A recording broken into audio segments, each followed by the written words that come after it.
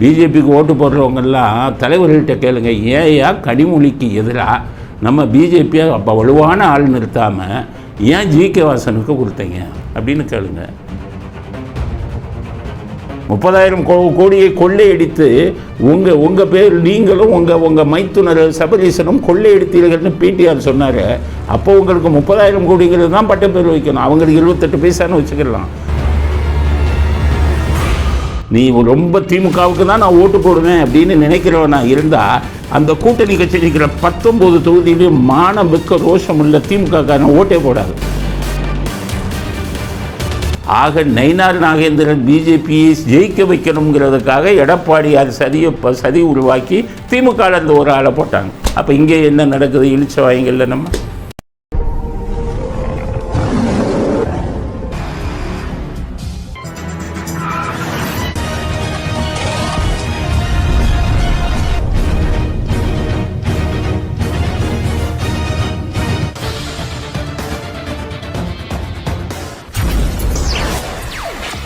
வணக்கம்.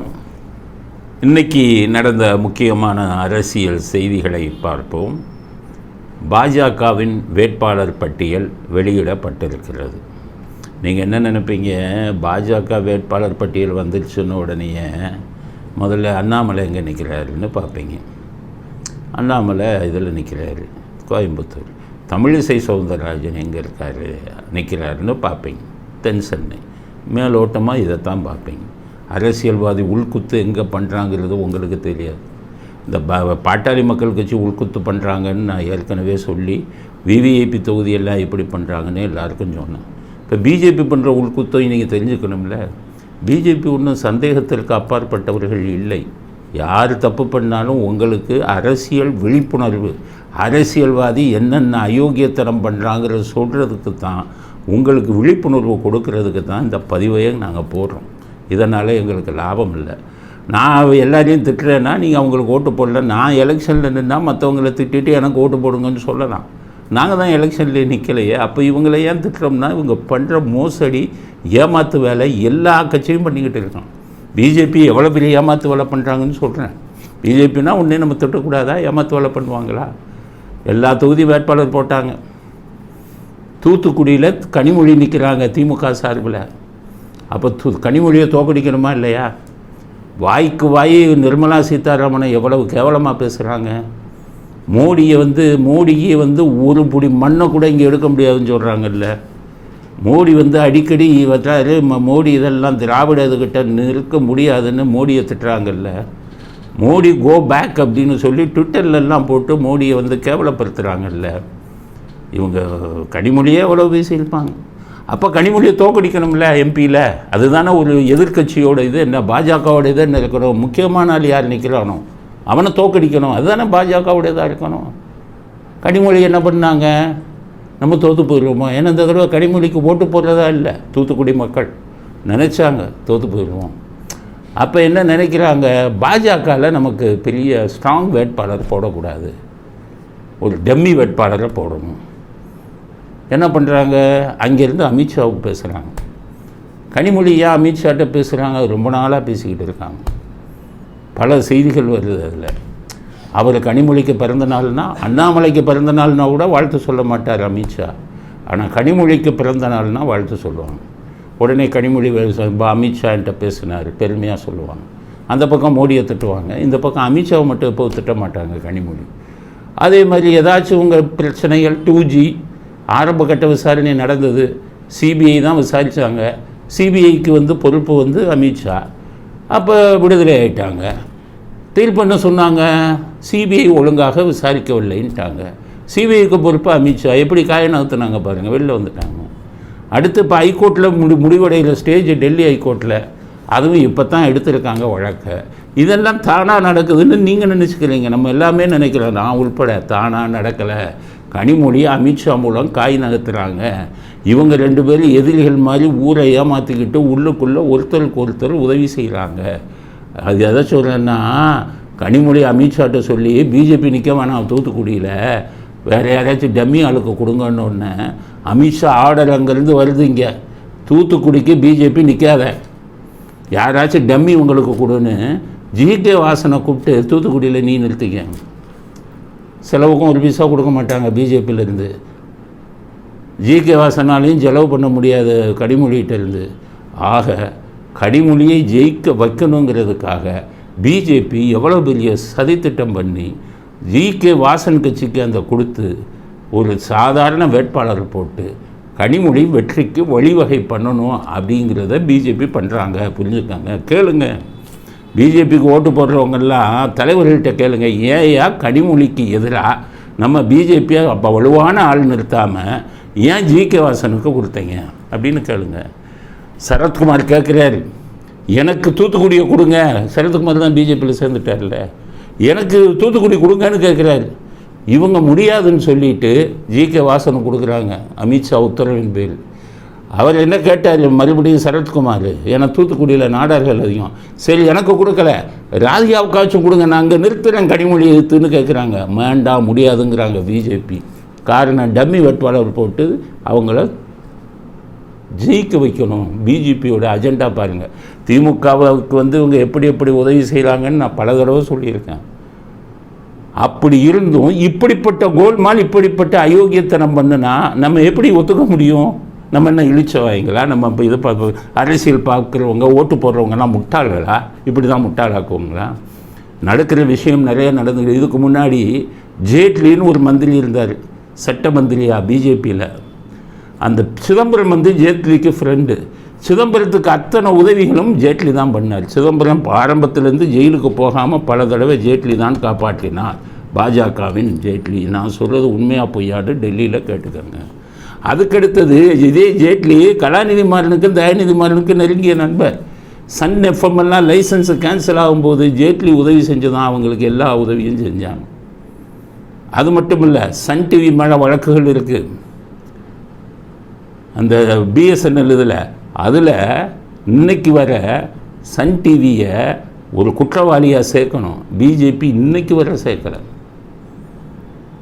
உங்கள் ஆடிட்டர் இருக்கார் குருமூர்த்தி, அவர் எத்தனையோ தடவைலாம் எழுதினார் பிஜேபிக்கு. இன்னைக்கு வர சன் டிவி ஆக கலாநிதி மாறன் தயாநிதி மாறன் சகோதரர்களுக்கும் பிஜேபி முழு ஆதரவாக இருந்து கொண்டிருக்கிறது. அதில் குறிப்பிட்டதில் சில பேரில் முதல்ல ஜேட்லி இருந்தார், இப்போ எல்லா உதவிகளையும் இவர் தான் செய்கிறாரு அமித்ஷா. பொன்முடி வழக்கிலேயே என்ன நடந்தது பார்த்தீங்கல்ல? அது எப்படி நடந்தது சொல்லவா? அமித்ஷாவுடைய பையன் அகில இந்திய கிரிக்கெட் அசோசியேஷனில் முக்கியமான பொறுப்பில் இருக்கார். முக்கியமான பொறுப்பு. அவர் எப்படி பிடிக்கிறாங்க? இங்கே தமிழ்நாடு கிரிக்கெட் சங்க இதில் பொன்முடியோட பையன் கௌதம் சிகாமணி அவர் பொறுப்பில் இருக்கார். இந்த அவருக்கு ஸ்டாலினுடைய பையன் உதயநிதி ஸ்டாலினுக்கும் அந்த கிரிக்கெட் அசோசியேஷனில் பெரிய இது இருக்குது, தொடர்பு இருக்குது. இவங்கெல்லாம் சேர்ந்து அமித்ஷாவை பையனை பிடிக்கிறாங்க. அவங்களுக்கு மிகப்பெரிய அளவில் பணத்தை கொடுக்குறாங்க. அவர் அமித்ஷாட்ட சொல்லி திமுகவுக்கு ஆதரவாக காயை நகர்த்தி கொண்டிருக்கிறார். இதுதான் இன்று நடந்து கொண்டு போகிற விஷயம். எதுக்கு பொன்முடி இதில் வாயை திறக்கலை? இங்கே இருக்கிற இது லஞ்ச ஒழிப்புத்துறை வாயை திறக்கலைன்னா கருணாநிதி, இவர் ஸ்டாலின் ஆட்சியில் இருக்கார். அதனால் அவர் தன் கட்சியை காப்பாற்றணும், அயோக்கியத்தனம் பண்ணுறவங்களை காப்பாற்றணுங்கிறதுக்காக ஸ்டாலின் முழு மூச்சா. ஏன்னா அவர் நல்லவராக இருந்தால் தானே. அவரே மிக மோசமான, இந்தியாவில் ஒரு மிக மோசமான மனிதர்னா நீங்கள் ஸ்டாலின் தான். மனசாட்சி இல்லாத மனிதர். அவரே என்ன பண்ணுறாரு? லஞ்ச ஒழிப்புத்துறை சொல்லி பொன்முடிக்கு எதிராக பேசாதங்கிறாரு. கவர்னர் பிரச்சனை வரும்போது அட்டர்னி ஜெனரல் வர்றாருல, அவர் வாயை திறக்கலைல்ல.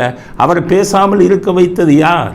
இந்த கூட்டம் அமித்ஷாவுக்கு பையங்காலில் விழுந்து அவங்க மூலமாக சொல்லி அமித்ஷா காயை நகர்த்தி திமுகவை காப்பாற்றுகிறார்.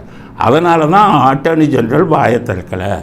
திமுகவுக்கு உதவி செய்ய வேண்டும் என்பதற்காக தூத்துக்குடியில் கனிமொழியை எதிர்த்து பாஜக பலமான வேட்பாளர்கள் தயாராக இருந்தும் சரத்குமாரின் மனைவி ராதிகா இவங்க எல்லாம் தயாராக இருந்தும் பிஜேபி வேணான்ட்டு ஒரு டம்மி ஆளை போடுதுன்னா புரிஞ்சுக்கோங்க. பிஜேபியில் திமுகவுக்கு எப்படி கொள்ளைப்புறமாக எப்படி நம்மளெல்லாம் ஏமாற்றிக்கிட்டு ரெண்டு பேரும் பிஜேபி திமுகவுக்கு எதிராக. அது திமுக பார்த்தீங்கன்னா மகா வீரம் மாதிரி பேசுவான். போய் காலில் விழுகிறவனே இவன் தான். காலில் விழுகிறது வெளில தெரியாது, பேசுகிறது மட்டும் மைக்க வச்சுக்கிட்டு பெரியவங்க மாதிரி பேசுவான். ஒன்றா நம்பர் கோழைகள். கருணாநிதி மாதிரி ஒரு கோழை நீங்கள் எங்கேயுமே பார்க்க முடியாது. இப்போ இந்த வீடியோ வைரல் ஆகிட்டு இருக்கு, ஒரு வீடியோ அதை பாருங்கள். கருணாநிதி என்ன பேசுகிறாருன்னு. எவனும் அடிக்க முடியாது, ஞாபகம் வச்சுக்க. கூட அடிக்க முடியாது, நான் திருப்பி அடித்தா தாங்க முடியாது. என்ன அவனை அடிக்க முடியாது, என்னை அடித்தா அவனை தொலைச்சி போடுவேன் அப்படின்னு ஒரு வீடியோ பேசுகிறாரு உயிரோடு இருக்கும்போது. இன்றைக்கி இளைஞர்கள் புரிஞ்சுக்கணுங்கிறதுக்காக சொல்கிறேன். இந்த வீடியோ இப்போ வைரல் ஆகிட்டு இருக்குது, யாரோ போட்டு விட்டுருக்காங்க, அது நீங்கள் புரிஞ்சுக்கணும்ல. அப்போ நீங்கள் என்ன நினைப்பீங்க, கருணாநிதி பயங்கர வீரன், ஓடி போயிடுவார், ஒருத்தர் முன்னாடி எதிர்த்து நிற்க முடியாது, இவ்வளோ வீரம் பேசுகிறாருல்ல கருணாநிதி. எம்ஜிஆர்கிட்ட என்ன பாடுபடுத்தினார், எம்ஜிஆர் அடித்து துரத்தினாரா இல்லையா? ரவுடிகளை விட்டதுக்கெல்லாம் இவங்க ஜெயலலிதாலாம் அடித்து துரத்துனாங்களா இல்லையா? என்ன ஒன்றும் பண்ண முடியாதுன்னா, அன்றைக்கி கைது பண்ணும்போது ஐயா அம்மாங்கும் போது வேஷ்டியெல்லாம் கலண்டு தூக்கி கொண்டு போய் உள்ளே தள்ளினாங்கல்ல. ஆனால் அவர் பேச பாருங்கள், என்ன ஒன்றும் அடிக்க முடியாது. இதுதான் திமுக கலாச்சாரம். இந்த வீடியோ எதுக்கு போடுறோம்னா, திமுகவின் கலாச்சாரம் அப்படி தான் பேசுவான். ஆனால் உள்ளே போய் பார்த்தீங்கன்னா காலில் விழுந்தேன். இப்போ வெளியில் வீராதி வீரர் மாதிரி ஸ்டாலின் வசனம் பேசிக்கிட்டு அங்கே வந்து ஏற்கனவே நிர்மலா சீதாராமன் காலில் போய் விழுந்தார், G2. அது ஒன்று. இப்போ அமித்ஷாவை பகடைக்காயாக பயன்படுத்தி கொண்டு எல்லா வழக்குகளில் இருந்தும் இவர்கள் தப்பிப்பதற்கு காரணம் இவர்கள் இருவருக்கும் இருக்கும் கள்ள கூட்டணி. அதனால் தான் தூத்துக்குடியில் கேண்டிடேட்டே இவங்க பிஜேபி நிறுத்தாமல் ஒரு டம்மி கேண்டிடேட்டை விட்டு போட வச்சு கனிமொழியை ஜெயிக்க வைக்கிறார்கள் பிஜேபி. இதுக்கு பிஜேபிக்காரங்க எனக்கு பதில் சொல்லட்டும். ஒருத்தமென்னாலும் எங்கள் முன்னாடி வந்து பேச சொல்லுங்கள், கனிமொழியை எதிர்த்து ஏன் வேறு ஆளை போட்டாங்கன்னு பேச சொல்லுங்கள். அங்கே வந்துக்கிட்டு ஜி.கே. வாசனுக்கு செல்வாக்கு இருக்கா? ஜி.கே. வாசனுக்கு தஞ்சாவூர் பக்கத்தில் தான் செல்வாக்கு இருக்குது. தூத்துக்குடியில் போய் அவருக்கு என்ன செல்வாக்கு இருக்குது? இல்லை ஜி.கே. வாசன் நாடார் சமூகத்தை சேர்ந்தவரா? அங்கே நாடார்கள் தானே அதிகம். ஒரு நாடார் தலைவர் ஆடை போட்டாங்கன்னா ஜெயிப்பாங்க. எவ்வளோ பெரிய சதி திட்டம். சரி, அப்போ மோடி என்ன செய்கிறாரு? மோடி பார்த்துக்கிட்டு இருக்காரு நீங்கள் நினைக்கலாம்.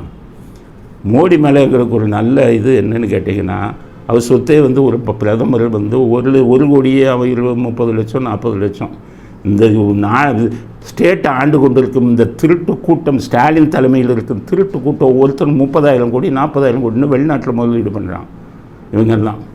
ஸோ சாதாரண முதலமைச்சர், ஒரு பிரதம மந்திரி, சொந்தமாக வீடு இல்லை. அதனால தான் நாங்கள் மோடிக்கு வந்து சிறுபான்மை மக்கள்லாம் எதிராக பேசுவாங்க. நான் ஏன் மோடியை ஓரளவு சப்போர்ட் பண்ணுறதுக்கு காரணம், வாடகை வீட்டில் இருக்காருப்பா ஒரு பிரைம் மினிஸ்டரு. அப்போ அந்த பிஜேபிக்கிறதே மறந்துடுங்க. சரி, ஒரு எளிமையாக இருக்காருன்னு. அப்போ அவரால் ஏன் பண்ண முடியலை, இந்த அமித்ஷா பண்ணக்கூடிய இந்த அத்தனை கூத்தம் ஏன் பண்ண முடியலைன்னா, டெல்லியில் நடந்து கொண்டிருக்கும் விஷயத்தை நீங்கள் தெரிஞ்சுக்கணும். மோடியவே பயமுறுத்தி கொண்டிருக்கிறார் அமித்ஷா. எப்படி பயமுறுத்துகிறாரு? இது டெல்லியிலிருந்து வந்து அதிகாரப்பூர்வமான செய்தி. மோடிக்கு 75 வயசாக போகுது. பிஜேபியினுடைய சட்ட விதிப்படி 75 வயசான நிற்கக்கூடாது. மோடி ஏதாவது எதிர்த்து கேட்டால் அமித்ஷா பாஜக மற்ற தலைவர்கள் எல்லாம் தூண்டி விடுகிறார் மோடிக்கு எதிராக. அவருக்கு வயசாயிடுச்சு, அவர் மட்டும் எப்படி நிற்கலாம்னா அவங்கள வச்சு பேச வைக்கிறார். இதை கேட்டோன்னா மோடி ஆஃப் ஆகிறார். அப்போ கையில் எல்லா அதிகாரியும் எடுத்துக்கொண்டு அமித்ஷா கொள்ளை கூட்டத்திடமிருந்து தன் மகன் மூலமாக பணத்தை பெற்று அந்த கொள்ளை கூட்டத்துக்கு ஆதரவாக செயல்பட்டு கொண்டிருக்கிறார். கனிமொழி இதுக்கு நீங்கள் வந்து வேட்பாளர் நிறுத்தினதுலேருந்தே நீங்கள் புரிஞ்சுக்கலாம். இதை நீங்கள் ஏன்னா நாங்கள் பாட்டாளி மக்களுக்கு சொல்கிறோம்ல, முக்கியமான தொகுதியில் ஆள் போடுறாங்க, விவிஐபி தொகுதியை வாங்கி கேட்டு ₹100 வாங்குறாங்கன்னா, அப்போ அதே சமயத்தில் பிஜேபி பண்ணுற அயோக்கியத்தனத்தை சொல்லணுமே. பிஜேபியும் இதே பாணியைத்தான் பின்பற்றி கொண்டிருக்கிறது அப்படிங்கிறத மக்கள் புரிஞ்சுக்கங்க. அதுக்காகத்தான் இந்த கதையை சொல்கிறேன். பிஜேபியின் திருட்டுத்தனம், கூட்டணியில் பிஜேபி இவ்வளோ பெரிய திருட்டுத்தனத்தை பண்ணுறாங்க. நாங்கள் இதுக்கு பிஜேபியை திட்டி நீங்கள் ஓட்டு போடலன்னா எனக்கு என்ன லாபம்? நான் என்ன கட்சியை, எங்கள் கட்சி நிற்குதா? பார்த்தேன், கோடிக்கணக்கில் விளையாடுது. நாங்கள் நிறுத்தணும்னு முதல்ல எல்லா ஏற்பாடும் பண்ணோம். நிறைய பேர் நிற்கிறேன்னாங்க. ஆனால் செலவுக்கு கொடுங்கங்கிறாங்க. செலவுக்கு கொடுத்தா ஒவ்வொரு தொகுதி கிட்டத்தட்ட 100 கோடி பணம் தேவைப்படுது 40 தொகுதிக்கு. அதனால் இப்போ நிற்க முடியாதுன்னு சொல்லி நாங்கள் இந்த தடவை தேர்தலில் நிற்க வேணான்னு முடிவு பண்ணோம். காரணம் என்கிட்ட பணம் இல்லைங்கிறது தான். அதனால் நான் இப்போ இவங்களெல்லாம் திட்டுறதுனால எனக்கு என்ன லாபம்?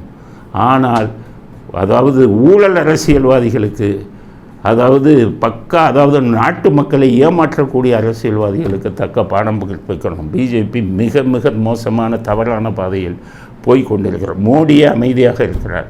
அமித்ஷா கைதான் ஓங்கி இருக்கிறது. அடுத்தது அமித்ஷா கைக்கு பிஜேபி போனாலும் போகும். அமித்ஷா பிரதமராக வருவதற்கு முயற்சி செய்கிறார். மிகப்பெரிய அளவில் பணம் அவங்களுக்குள்ளே விளையாடுது அப்படின்னு செய்தி வருது டெல்லியிலிருந்து. இவர்கள் செய்யக்கூடிய ஒவ்வொரு இதுவும் அமித்ஷா திமுகவுடன் கைகோர்த்து கொண்டு அவர்களை காப்பாற்றி கொண்டிருக்கிறார் அப்படிங்கிறத புரிஞ்சுக்கணும். அடுத்து பாட்டாளி மக்கள் கட்சி இன்னொரு வேலை, கடலூர் தொகுதி வாங்கியிருக்காங்க. கடலூரில் நிற்கிறது யார்? அன்புமணி ராமதாஸோட மைத்துனர், அதாவது சௌமியா அன்புமணியுடைய சகோதரர். அவங்க சம்பந்தி நிற்கிறாங்க கடலூரில். அப்போ சம்பந்தி நின்னா பாட்டாளி மக்கள் கட்சி தான் தெரியும்ல, விஐபி தொகுதி, தெரிஞ்சவங்க தொகுதி அப்படின்னா என்ன பண்ணுவாங்க? நின்று தோப்பாங்கல்ல. இப்போ அங்கே நின்று தோக்கிறதுக்கு முடிவு பண்ணிட்டான். அவ்வளோக்கு கடலூரில் வந்து பாட்டாளி மக்கள் கட்சிக்கு நிறைய செல்வாக்கு இருக்குது. ஆனால் அப்போ என்ன பண்ணணும்? பெரிய பவர்ஃபுல் கேண்டிடேட், பாட்டாளி மக்கள் கட்சியிலேயே ரொம்ப நாள் அரசியலில் இருந்து இது செல்வாக்கு படைச்ச ஒரு வேட்பாளர் நிறுத்தணும்ல. அதை விட்டுட்டு தக்கர் பச்சன், அவர் பேர் தக்கர் பச்சன், அவர் சினிமாவில் வந்து டைரக்டர், அவரை போய் கூட்டிகிட்டு வந்து நிறுத்துகிறாங்க. அவருக்கு ஒரே சந்தோஷம், நமக்கு சீட்டு கொடுத்துட்டாங்க கடலூர். அவர் ஒரு பலிகடா, அதாவது ஆடை வெட்டுறதுக்கு முன்னாடி நல்லா குளிப்பாட்டி மாலை போட்டு ஊர்வலம் கூட்டிகிட்டு வந்து தலையை வெட்டுவாங்கள்ல, அந்த வேலையை தக்கர் பச்சனுக்கு செய்ய போகிறாங்க. காரணம் அவங்களுடைய சம்பந்தியாக இங்கே விஷ்ணுவர்தன் நினைக்கிறேன். ஒரு விஷ்ணுவர்தன் ஜெயிக்கணும், அதுக்காக இவரை பலிகடா ஆக்குறாங்க. எப்படி பாருங்கள், ஃபேமிலி பாலிட்டிக்ஸ்.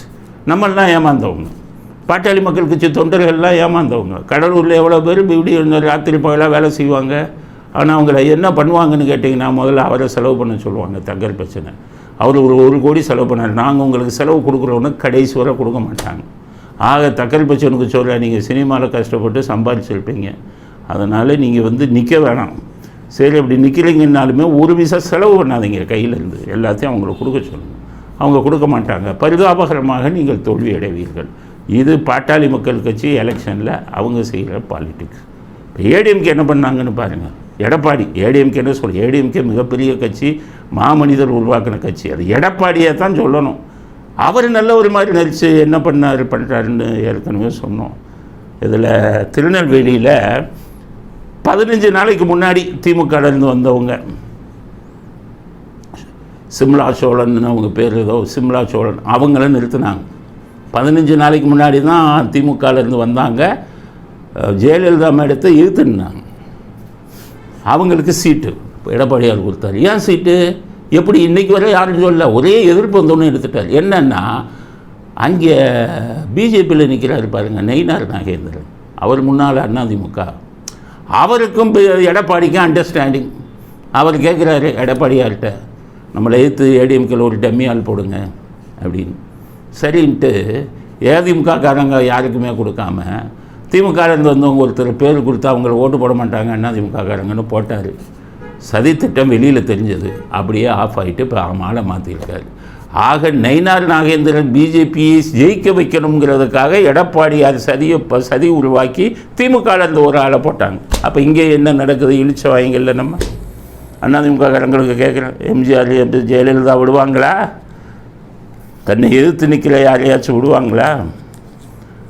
அப்போ அப்படி இருக்கும்போதே எடப்பாடியார் வந்து ஒரு தொகுதியவே தோக்க வைக்கிறாரு. நான் பார்த்துக்கங்க, எடப்பாடியார் வந்து இந்த கட்சியை எப்படி காப்பாற்ற போகிறாரு. அடுத்தது ஏற்கனவே நான் சொன்னேன் உங்களுக்கு, டாக்டர் இதில் மதுரை தொகுதியில் டாக்டர் சரவணன், இந்த டாக்டர் சரவணன் ஜெயலலிதா மேடம் ஆஸ்பத்திரியில் அப்போலோவில் உயிருக்கு போராடி கொண்டிருக்கும் போது அவர்கள் மேலே வழக்கு போட்டார். இவர் கைரேகையே இல்லை அப்படின்னு சொல்லி என்கிட்ட கூட வந்தாருன்னு சொன்னேன். அவருக்கு சீட்டு கொடுத்துருக்காரு எடப்பாடி. இப்போ அதை என்ன மாற்றவே இல்லை, அது அப்படியே ஓடிக்கிட்டு. இப்போ இந்த சீட்டுக்கு பின்னாடி, ஒவ்வொரு சீட்டுக்கு பின்னாடி அலசுனீங்கன்னா இந்த அரசியல்வாதிகள் ஒவ்வொருத்தனுக்கும் ஒவ்வொரு விஷயம் இருக்கும். இது மாதிரி ஏதாச்சும் ஒரு அண்டர்ஸ்டாண்டிங். ஆனால் நம்ம என்ன நினைப்போம், எல்லாரும் கரெக்டாக தான் போயிட்டு இருக்காங்க அப்படின்னு. சரி, இவங்க 2 பேரும் இப்படின்னா திமுககாரனை தப்ப விடக்கூடாதுல்ல. திமுககாரன் பண்ணது பூரா அதான் நான் சொன்னேன், வாரிசு அரசியல்னு 8 பேருக்கு வாரிசு இவனு கொடுத்துட்டான். மீதி பழைய முகலைகளுக்கு கொடுத்துட்டு ஒரு 10 பேருக்கோ 11 பேருக்கோ நான் புதுமுகங்களாக தேர்ந்தெடுக்கிறேன். ஸ்டாலின் வந்து மனசாட்சி இருந்தால் இந்த 11 பேர் நிறுத்தினல்ல, அவங்ககிட்டருந்து 1 பைசா பணம் வாங்கலன்னு சொல்லுங்கள், பணத்தையும் வாங்கிடுவாங்க. ஆனால் திமுகவோடது என்ன தெரியுமா, பணத்தை வாங்கி கையில் வச்சுக்கிட்டு செலவும் பண்ண மாட்டாங்க. அந்த பணத்தை நீ செலவு பண்ணு, ஃபுல்லாக பணத்தை வாங்கிக்கிட்டு தான் சீட்டை கொடுத்துருக்காங்க. திமுக தொண்டர்களுக்கு கேட்குற எவ்வளோ பெரிய கட்சி அது, அண்ணா உருவாக்கின கட்சி. அண்ணாவுக்கு துரோகம் செய்தவர் கருணாநிதி. அண்ணாவுடைய வளர்ப்பு பையன் பரிமளம் சீரியஸாக தற்கொலை பண்ண போகிறார். வறுமையில் ஆஸ்பத்திரியில் இருக்காங்க. கருணாநிதி நேரம் கூட போய் பார்க்கல, தயாளம்மாள் அனுப்பி வச்சார். அவங்க கையில் ஒரு பழமோ ஒரு ஹார்லிக்ஸ் கூட வாங்கி அனுப்பலை. அவங்களுடைய குடும்பமே வந்துக்கிட்டு கண்ணீர் வடித்தாங்க. எங்கள் அப்பா ஆரம்பித்த கட்சியை கருணாநிதி வச்சுக்கிட்டு கோடிக்கணக்கில் கொள்ளை அடிச்சுட்டு ஒரு 100 ரூபாய்க்கு ஒரு ஹார்லிக்ஸ் வாங்கி கொடுக்க வழி இல்லை, தற்கொலைக்கு முயன்ற அவர் உடம்பு சரியில்லாமல் இருந்த மனிதரை பார்க்க அப்படின்னு சொல்லி, அதுக்கு மேலே அவங்க அண்ணாதுரைக்கு விஜயான்னு ஒரு வளர்ப்பு பண்ணு இருந்தாங்க. அவங்க நிலத்தையே அபகரித்தான் திமுககாரன். திமுககாரன் நல்லா புரிஞ்சுக்காங்க, அண்ணான்னு சொல்கிறதெல்லாம் டூப்பு பொய் பக்கா நடிகைங்க. அதனால் திமுககாரனுக்கு சொல்கிறேன், 1980 கருணாநிதி காங்கிரஸுக்கு 117, டிஎம்கேக்கு 117ன்னு பிரித்தார். காங்கிரஸ் நின்று 117 தொகுதி ஒரு டிஎம்கேக்காரன் வேலை பார்க்கல. காங்கிரஸ் மண்ணை கவுனாங்க. 1980 திமுககாரன் அன்றைக்கி யோசித்தான். அன்றைக்கி இருக்கிற திமுககாரன் யோசிக்கலையா? மொத்தம் 40ல் 21 இவர் நின்று 19 தொகுதி கூட்டணிக்கு கொடுக்குறாங்களே, கூட்டணியெல்லாம் நல்லவனா? கம்யூனிஸ்ட் உட்பட அவங்ககிட்ட 25 கோடி வாங்கி உங்களுக்குள்ளே பேரம் பேசி நிற்கிறாங்க. நீ ரொம்ப திமுகவுக்கு தான் நான் ஓட்டு போடுவேன் அப்படின்னு நினைக்கிறவனா இருந்தால் அந்த கூட்டணி கட்சி நிற்கிற 19 தொகுதியிலையும் மானம் வெக்க ரோஷம் உள்ள திமுகக்காரன் ஓட்டே போடாது. நீ மற்ற கட்சிக்கு போட வேணாம், வேலை செய்யாத, ஓட்டும் போடாது. அந்த 19 கூட்டணி கட்சிகளுக்கு முதல்ல போடாது திமுகக்காரன். அடுத்து இந்த 21 தொகுதியில் எவன் நல்லவன் இருக்கானா அந்த தொகுதி அது எவனுமே நல்லவன் இல்லை. நான் பார்த்துட்டேன் 21 தொகுதியில் எல்லாம் வாரிசு, எல்லாம் முக்கியமான தலைவர்கள். மீதி 10-11 நிற்கிறத பணத்தை வாங்கிட்டு கொடுத்துருக்கான். திமுகவுக்கு ஓட்டு திமுக தொண்டர்கள் நீங்கள் நினச்சா திமுகவை திருத்தலாம், ஸ்டாலினை திருத்தலாம். ஸ்டாலின் அவர் குடும்பம் மட்டும் சம்பாதிச்சுக்கிட்டு இருக்குது. கோடியாக வெளிநாட்டில் போய் முதலீடு பண்ணுறாங்க. திமுககாரனுக்கு சொல்கிறேன், உருவைய நீ இந்த 19 தொகுதி முதல்ல கூட்டணி கட்சிக்கு போடுறதை நிறுத்து. அதுக்கப்புறம் திமுகவை பார்த்துட்டு இவங்க பூரா உங்களை நாட்டு மக்களை ஏமாற்றி இவர்கள் குடும்பம் மட்டும் பல ஆயிரம் பல லட்சம் கோடின்னு சுவிஸ் பேங்கில் போய் பணம் போடுறான். நீங்கள் அவனுக்கு உங்களுடைய வாழ்க்கை தரத்தை எவன் இது பண்ணா? எம்ஜிஆர் ஜெயலலிதா ராமராஜன் ஒருத்தர் கஷ்டப்பட்டார், இது கொடுக்க அது இல்லை, சிகிச்சைக்கு பணம் இல்லை. அப்போலோ ஆஸ்பத்திரியில் சேர்த்து 80 லட்சம் ரூபா ஜெயலலிதா தன்னுடைய சொந்த பணத்தை செலவு பண்ணி ராமராஜனை காப்பாற்றினார். உண்டா இல்லையான்னு கேளுங்க. நாஞ்சில் சம்பத்துன்னு அவர் ஒரு பேச்சாளர், அதிமுகலாம் அவர் மதிமுகலேருந்து அதிமுகவுக்கு வந்தார். அவர் உடல்நிலை சரியில்லாத போது ஜெயலலிதா அவங்க சொந்த பணத்தை போட்டு அவங்கள காப்பாற்றினார். எம்ஜிஆர் சங்கர் கணேசன் ஒரு இசையமைப்பாளர், அவருக்கு கையில் வெடிகுண்டு வெடிச்சதுன்னு செலவுக்கு பணம் இல்லை, அவ்வளோ பணத்தையும் அவர் கொடுத்து அவரை காப்பாற்றினார். இப்படி கட்சி தொண்டர்களுக்காக பணம் செலவழித்தாங்க அவங்கெல்லாம். ஒரு பைசா ஸ்டாலின் வீட்டிலிருந்து ஒரு திமுக தொண்டர்கள் உடம்பு சரியில்லை உயிருக்கு போராடுறீங்க உங்கள் குடும்பத்தான் இருக்குன்னா ஒரு பைசா கருணாநிதிட்டு இருந்தோ ஸ்டாலின்ட்டு இருந்தோ நீங்கள் வாங்கியிருப்பீங்களா? தொண்டர்கள் மேலே அவங்க வச்சிருக்கிற அக்கறை பாருங்கள். அதனால தான் சொல்கிறேன், திமுக தொண்டர்களுக்கு சொல்கிறேன், உங்களால் தான் அந்த கூட்டம் ஆடுது. ஒருத்தம் கூட இந்த கூட்டத்துக்கு ஓட்டு போடாது. அப்போ தான் இந்த அரசியல்வாதிகள் திருந்துவான். எனக்கு திமுக மேலே வெறுப்புங்கிறது இல்லை, இவர்கள் குடும்பம் பண்ணக்கூடியதை நான் ஆரம்பத்திலேருந்து பார்த்து வந்ததான் வெறுப்பாக பேசுகிறேன். ஆனால் திமுகவும் புரிஞ்சுக்கோங்க. அந்த அதிமுக சொல்லிக்கோங்க, எடப்பாடி அவர் பயங்கரமான வேலை பண்ணிக்கிட்டு இருக்கார். அவர் எம்ஜிஆர் சொத்தை அபகரிக்கணும்னு நினைக்கும் போது அதிமுக ரெட்டையிலன்னு ஏமாந்துடாதீங்க, போடாதீங்க. எம்ஜிஆர் இதை சொல்கிறதுக்கு அவருக்கு தகுதியே கிடையாது. அதைத்தான் சொல்கிறேன். அப்போ பிஜேபியும் எவ்வளோ பெரிய மோசமான ஆளுங்கிறத கனிமொழி விஷயத்தில் தெரிஞ்சிருப்பீங்க. இதுதான் இன்றைக்கு தேர்தல் நடக்கிறதுனால 3 கட்சிகளையும் வீசிக்கிறீங்க. அப்போ தான் இவெல்லாம் நீங்கள் இவங்க திருப்பி ஓட்டு போட்டிங்கன்னா ஒருத்தனும் திருந்த மாட்டான். எல்லா ஃப்ராடும் பண்ணி உங்களை ஏமாற்றிக்கிட்டு இருப்பாங்க. அப்படிங்கிறது தான் நம்முடைய முதல் கட்ட கருத்தாக நான் பதிவு செய்ய விரும்புகிறேன். அடுத்தது உளறல், சின்ன பையன் உளறல் உதயநிதி. நான் சொல்லும்போது எல்லோரும் இதை யோசிச்சுருப்பாங்க, என்னடா உளறல்ங்கிறாரு, அவர் என்ன உளரவா செய்கிறாரு உதயநிதி? அவங்க அப்பா தான் உளறாரு. அதாவது சுதந்திர தினம்னா டிசம்பர் மாதம் 1947 உளறினார். இன்னும் நிறைய உளறியிருக்கார். அவர் உளறலாம் வீடியோவாக நான் போட்டோம்னா ஏற்கனவே போட்டோம். அவ்வளோ உளருவார். அதனால் அப்பா தான் உளறாரு, பையன் எங்கே உளறினார் அப்படின்னு கேட்பாங்க. இந்த இதில் பாருங்கள், பையன் உதயநிதி ஸ்டாலின் இதுக்கு போகிறார் தேர்தல் பிரச்சாரத்துக்கு. அவர் எப்போவுமே கொஞ்சம் இதில் இருப்பார், ஹை இதில் இருப்பார், போதையில். காலையில் 10 மணிக்கு எதிர்ப்பார். அப்படியே போகும்போது அவருக்கு எல்லாமே மறந்து போயிடும். அதனால் இப்போ என்ன பண்ணுறாரு, இப்போ தேர்தல் இதில் போகும்போது தேர்தல் தேதியே தெரியல உதயநிதிக்கு. கேன்வாஸ் போகிறாரு, மக்கள்கிட்ட பேசுகிறாரு. தேர்தல் ஜூன் மாதம் 19ஆம் தேதி வருதுன்னு. தேர்தல் வருகிறது ஏப்ரல் 19. மக்கள்கிட்ட பேசும்போது ஜூன் மாதம் 19ஆம் தேதி தேர்தல் வருது. ஜூன் மாதம் 3ஆம் தேதி எங்கள் தாத்தாவுக்கு பிறந்த நாள். வருகின்ற ஜூன் 19ஆம் தேதி தேர்தல். ஜூன் 3ஆம் தேதி முத்தமிழ் கலைஞருடைய 100வது பிறந்த நாள். ஒரு மந்திரிக்கு, அதுவும் இவருடைய திமுகவின் இளைஞரணி செயலாளருக்கு தேர்தல் எத்தனாம் தேதிங்கிறதே தெரியல. ஜூன் 10, ஜூன் 4ஆம் தேதியே தேர்தல் வாக்கு எண்ணிக்கைலாம் முடிஞ்சிருது. ஜூன் 19ஆம் தேதி தேர்தல்னு சொல்லி மக்கள்கிட்ட பூரா பிரச்சாரம் பண்ணிக்கிட்டு போகிறாருன்னா எப்படி பாருங்கள். திமுக இவங்கெல்லாம் நாளைக்கு முதலமைச்சராக வந்தால் யோசிச்சு பாருங்கள். ஸ்டாலினுக்கு 4 வார்த்தை பேச தெரியாது, ஒரு முதலமைச்சராக வந்துட்டார். உள்ளுக்குள்ளே எவ்வளவு இது நடக்கும் தெரியுமா? முட்டாள்தனம் யாருக்குமே யாருக்கும் தெரியாது. அந்த முட்டாள்தனம் எதுக்கு ஐக்கியூன்னு வைக்கிறான், ஒரு பரிசை எதுக்கு வைக்கிறான்? கிளார்க்குக்கு வச்சா கூட எக்ஸாம் வைக்கிறான், ஐக்கியூக்கு போவான். அந்த ஐக்கியூனா இன்டெலிஜென்ஸை நிரூபிக்கிறதுக்கு. கிளார்க்குக்கு அதை பாஸ் பண்ணால் தான் அவனுக்கு வேலை. ஒரு முதலமைச்சருக்கு ஐக்கியூ வைக்கிறாங்களா? ஓரளவும் தெரியல. நாட்டின் முதலமைச்சர் அந்த மாதிரி இருக்கும்போது இவர் விளையாட்டுத்துறை அமைச்சர் தேர்தல் இதுக்கு போகிறாரு பிரச்சாரத்துக்கு. தேர்தல் தேதியே தெரியல. ஜூன் 4ஆம் தேதியே இது முடிஞ்சிருது எண்ணிக்கை. ஏப்ரல் 19 முடிகிற தேதியை ஜூன் 19ன்னு போதையில் பேசிக்கிட்டு இருக்காருன்னா என்ன அர்த்தம்? பேசும்போது இன்னொன்று என்ன சொல்கிறாரு, இவங்கள திட்டார் ரவியை, கவர்னரெல்லாம் பேசுகிறதுக்கு உங்களுக்கோ உங்கள் அப்பாவுக்கோ அடிப்படை தகுதி இருக்கா? எவ்வளோ பெரிய ஆள், எவ்வளோ படித்தாலு, எவ்வளோ இது. RN ரவி இல்லையா, அவர் RSS ரவியான். யார்? உதயநிதி சொல்கிறார். அப்போ உங்களை MK ஸ்டாலின் சொன்னால் முட்டாள்கள் கழகத்தின் தலைவர் ஸ்டாலின் சொல்லலாமா? எல்லாமே முட்டாள்கள் தானே. அப்போ நீங்கள் ஒரு கவர்னர் ரவியவே RSS ரவினா உங்களை முட்டாள்களின் கழக தலைவர் அப்படின்னு உங்களை சொல்கிறதுல என்ன தப்பு? அதுக்கடுத்தது அவர் இன்னொரு விஷயம் சொல்கிறார். என்னென்னா 28 பைசா ஒரு வேளை 28 பைசா தான் மத்திய அரசாங்கம். அதை புரிய ஒருத்தர் எழுதி கொடுத்துட்டான், அதை பார்த்துட்டு அதை வச்சுக்கிட்டு அதில் என்னன்னே புரியலை. ஒரு ரூபாய்க்கு 28 பைசா, என்ன ஒரு ரூபாய்க்கு 28 பைசா உங்கள் நிதியமைச்சர்லேருந்து நீங்கள் முதல்ல பேச வாங்க. 28 பைசான்னு எப்படி சொல்கிறீங்கன்னு. இப்போ போட்டி எப்படியா? MK ஸ்டாலினுக்கு 28 பைசாவுக்கும் போட்டியான். பிஜேபி 28 பைசாவுக்கும். எவ்வளோ விவரமாக பேசுகிறவரா? நான் அதை தான் சொன்னேன்.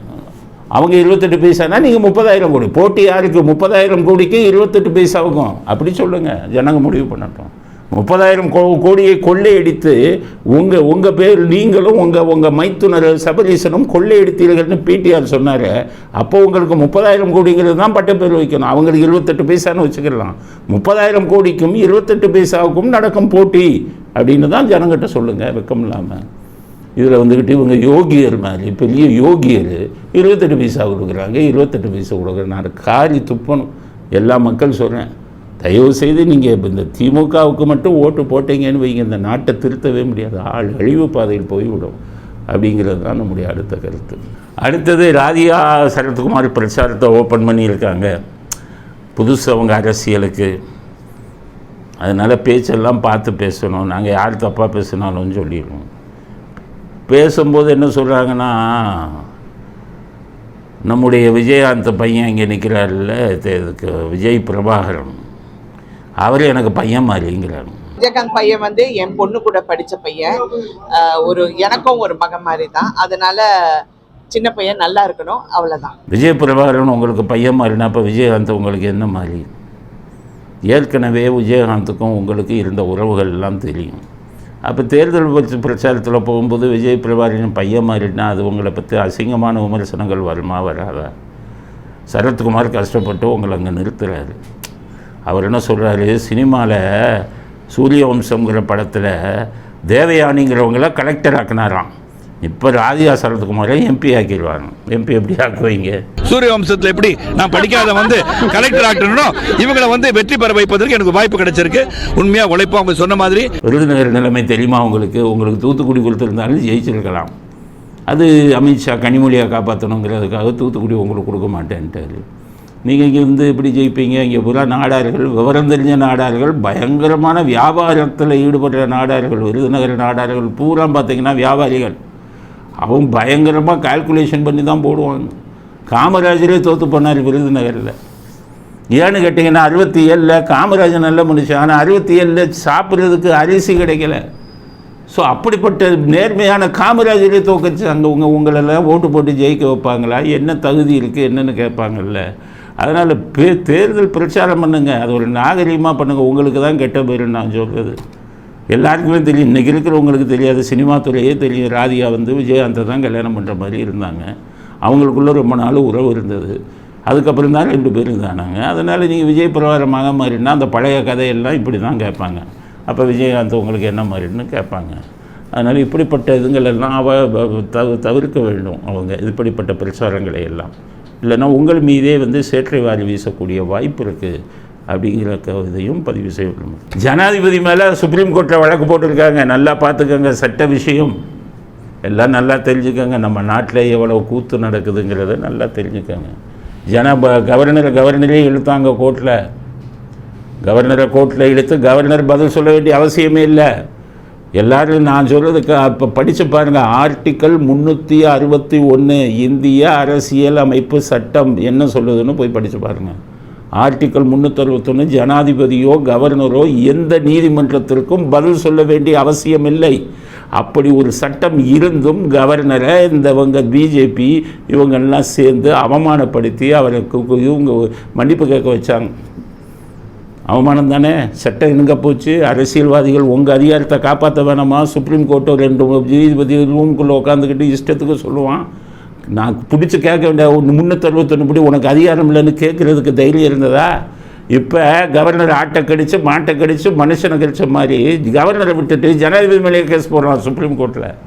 யார்? கேரள அரசாங்கம் எங்களுக்கு புதிய பணம் கொடுக்கலன்னு நோட்டீஸ் கொடுக்குறாங்களான்னு பாருங்கள். சுப்ரீம் கோர்ட்டு ஜனாதிபதிக்கு நோட்டீஸ் கொடுத்தாங்கன்னா சுப்ரீம் கோர்ட் மேலே நடவடிக்கை எடுக்கணும். அரசியல்வாதிகளுக்கு சொல்கிறேன், பிரதமருக்கு சொல்கிறேன், சட்டத்தை மீறி யாருமே அரசியல் சட்டத்தை மீறி இது பண்ணாங்கன்னா சுப்ரீம் கோர்ட் மேலே நடவடிக்கை எடுங்க. இல்லைன்னா உங்களுக்கு தைரியம் இல்லைன்னா ராஜினாமா பண்ணிட்டு வேறு ஒரு ஆம்பளையை கொண்டா போட்டு போய் வைங்க. இங்கே ஜனாதிபதி மேலேயும் கேஸை போடுவாங்க, ஜனாதிபதிக்கு நோட்டீஸ் அனுப்பாங்க. ஜனாதிபதி தான் அவங்களை அப்பாயிண்ட் பண்ணுறது. அப்போ அரசியல் சட்டத்தை சுப்ரீம் கோர்ட் மட்டும் மீறலாம். அங்கே உள்ளே போனால் உள்குத்து வேலை, அவனை பேச விடாமல் இவனை பேச விடாமல் பண்ணி குற்றவாளிகளெல்லாம் வெளியில் இது பண்ணி மந்திரி ஆக்கிறது. இதுதானே சுப்ரீம் கோர்ட் வேலை. இனி ஜனாதிபதி விஷயத்தில் என்ன பண்ண போகிறாங்க? அவருக்கும் கடுமையானது கொடுத்து ஜனாதிபதியை மன்னிப்பு கேட்க போகிறாங்களா? மன்னிப்பு கேட்க வைக்க போகிறாங்களா சுப்ரீம் கோர்ட்டில்? இவ்வளவு மோசமான விஷயங்கள் நம்ம நாட்டில் நடந்துக்கிட்டு இருக்குது. அரசியல்வாதிகள் திருந்துகிற மாதிரி இல்லை, தன்னுடைய அதிகாரத்தை உபயோகிக்கிற மாதிரியும் இல்லை. நான் திட்டுறதுக்கெல்லாம் அடிப்படை காரணத்தோடு தானே திட்டுறேன். ஜனாதிபதியில் கேஸை போட்டு சுப்ரீம் கோர்ட்டு நோட்டீஸ் கொடுத்துட்டானா அப்புறம் எதுக்கு நீங்கள்லாம் இருக்கீங்க? பெரிய பதவியில் எதுக்கு இருக்கீங்க?